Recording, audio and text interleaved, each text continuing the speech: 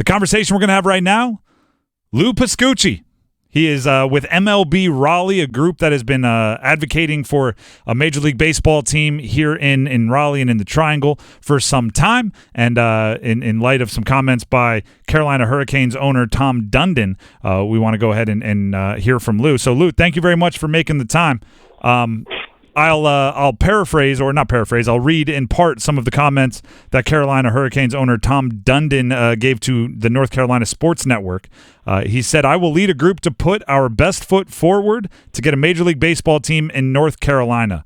Lou, what do those comments from that specific person do for your organization's cause of bringing the MLB to the Triangle? Yeah. First off, thanks for having us on. Of course. Really appreciate that.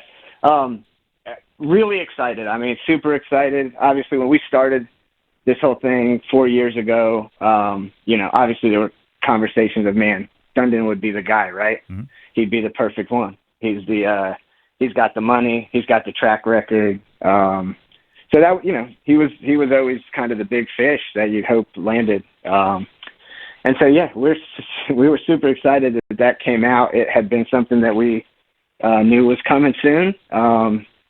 And, just kind of had to wait for him to come out and say it. And that's exciting for Raleigh, really. A lot of people worked hard and gave up their time, to push this movement forward. Now, I was doing some rudimentary math, right? I'm a talker. I'm not exactly a math guy. But according to the Associated Press, the MLB would consider expansion fees in the range of $2.2 billion. Back in 2015, Forbes estimated Tom Dundon's net worth at about half that. Is there what's the hope for the rest of the money, right? Where would it come from? Right. So, I mean, if you look at his entire statement there, he came out and said, I think David Glenn brought up $2.2 billion, and he said, yeah, seems reasonable. And he also said he's going to lead a group. So, this is not Tom Dundon laying down $2.2 billion, I don't think. Maybe, but I don't think so. I think he, just like any of the expansion hopefuls, they put together a group of people. But I think the key is to really have somebody with a good track record, and especially having somebody in the sports realm. So, eventually this comes down to some sort of, vote from the other owners in Major League Baseball, and who they feel comfortable with, and what market they feel comfortable with. And I don't think any other at this point has a lead owner that is a current owner of a professional sports franchise. How fortunate must it be to see $2.2 billion and be able to say that's reasonable? That's nice, huh? I mean, well, we're talking with Lou Pascucci, MLB Raleigh, talking about the comments from Carolina Hurricanes owner Tom Dundon to North Carolina Sports Network about potentially leading the charge to bring a Major League Baseball team to the state of North Carolina. Lou, what do you say to baseball fans from Montreal, Charlotte, Nashville, Mexico City, who may think they should be next in line to get a Major League Baseball franchise? Good luck. I mean, I think that some of those are great markets, and I think all of those have hurdles. So if you go to MLBRaleigh.com, obviously we have a ton of data, but we have a ton of breakdown on other expansion hopefuls. I know I'm biased, but to be completely honest with you, Raleigh, if all the pieces fall together, and Tom Dundon puts together this group, may actually be, one of the front runners. When I talk about media market, population growth, and just the lack of absolute hurdles. Places like Charlotte, they have some hurdles. Nashville just put $2.2 billion or $1.2 billion into the Titans' new stadium, and they build an MLS stadium. So there's a lot to consider. But if all works out right, I don't see why Raleigh shouldn't be right up there. And what are those demographics that make you so optimistic, if you know them off the top of your head? Yeah, we're the 23rd ranked media market, which media market is very important in Major League Baseball. It makes up about 25% of the team's revenues and the league's revenues. So media market, unlike other sports, is probably like the number one thing you should be looking at if you're an owner. Our media market is 23rd. It's the largest media market in America that doesn't have a locally or regionally broadcasted Major League Baseball team. We're also outside of any territorial rights as far as RSN, regional sport networks, are concerned. So there's not going to be that battle either. So I think that's a very important one. I think when you look at population, that's another one. So, we've already had this conversation over, I think, with other news companies. Mm-hmm. But when you look at the population of different cities, they go by metro area. And, long story short, when we got the Hurricanes, we were called the Triangle Metro Area. Okay, so we were Raleigh and Durham combined, and it's by square miles more like any other metro area. So when you combined, when you draw that circle around a Nashville, and then you drop that circle around Raleigh, well, you're encompassing Durham and Chapel Hill as well, and all of the growth here. And so currently, if you recombine our metro area to what it used to be, we are already larger than the Brewers and the Guardians.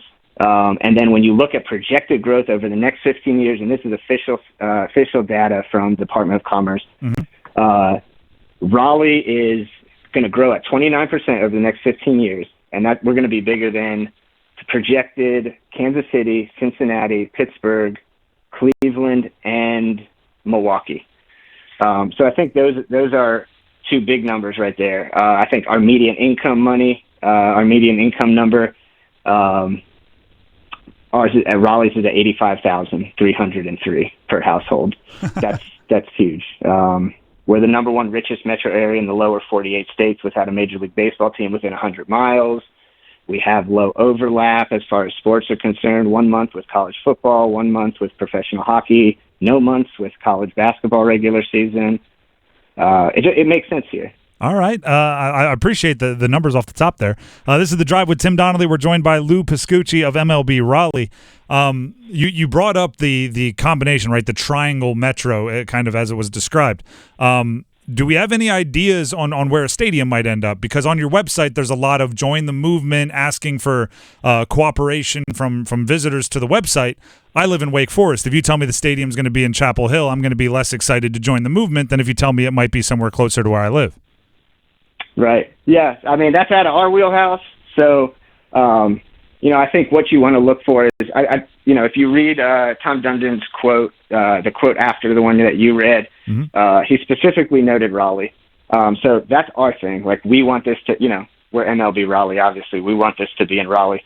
As far as where a stadium would go, I mean, if you go to our website, you can look at some that we had put up there, just really kind of for fun, just to look at places. You're going to need a place that has good... it's like going on Zillow and just looking up houses and what you could. If I made this much, how much could I get? We did a little bit more than that. We looked into who owns the land and ingress, egress with traffic.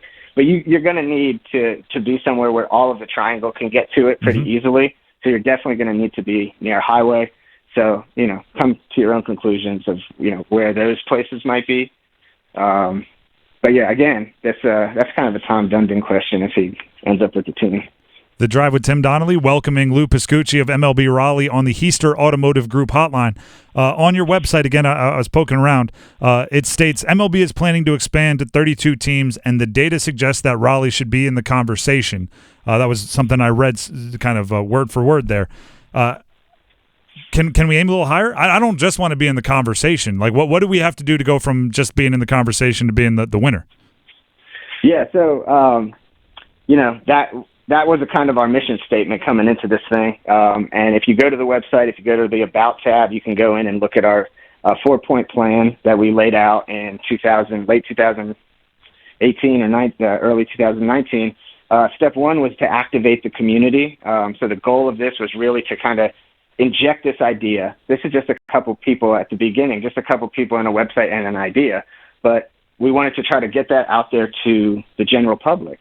The idea was to bring the community together around a platform that kind of educates, activates, excites people, and allows people to get involved and see this as a realistic option. And then step two was to create a buzz, and that was to get media involved and try to get media interested in this movement of people that's happening. Why is why is everyone so excited about this? And we were hoping that at that point you'd get attention of leaders, investors, and the MLB itself. And then the third stage was to, work with a group of people that can get things done, allow that buzz to get other people involved in the movement that can make this happen. So the goal was to put us in a conversation. Obviously the end goal, we want to get a team. I think we are past step 3 right now. Tom Dundon just announced, but the bubbling up of this community, their excitement, it worked. Our team has grown into a group that has people that are more than willing to make something like this happen. I'll name a few. Charlie Perouse, who is a 25-year retired state budget director. Him getting involved was a massive turning point. This guy knew people. He was passionate about this. It was something that he really wanted to get done. And, we teamed up with him, and then they brought on Mitchell Zeitz, who is one of the biggest, basically any sports stadium deal that you've seen closed in the last couple of years. This guy was the architect. So there's real people involved here. This isn't just a couple guys on a website. This is a real movement. And obviously you can tell now because all the work that they did and this community did, now you have a foundation where someone like Tom Dundon can, come in and, obviously feels comfortable making that statement. Lou, I appreciate the time, and we'll pass along your website to anybody with more interest. Awesome. Thank you so much.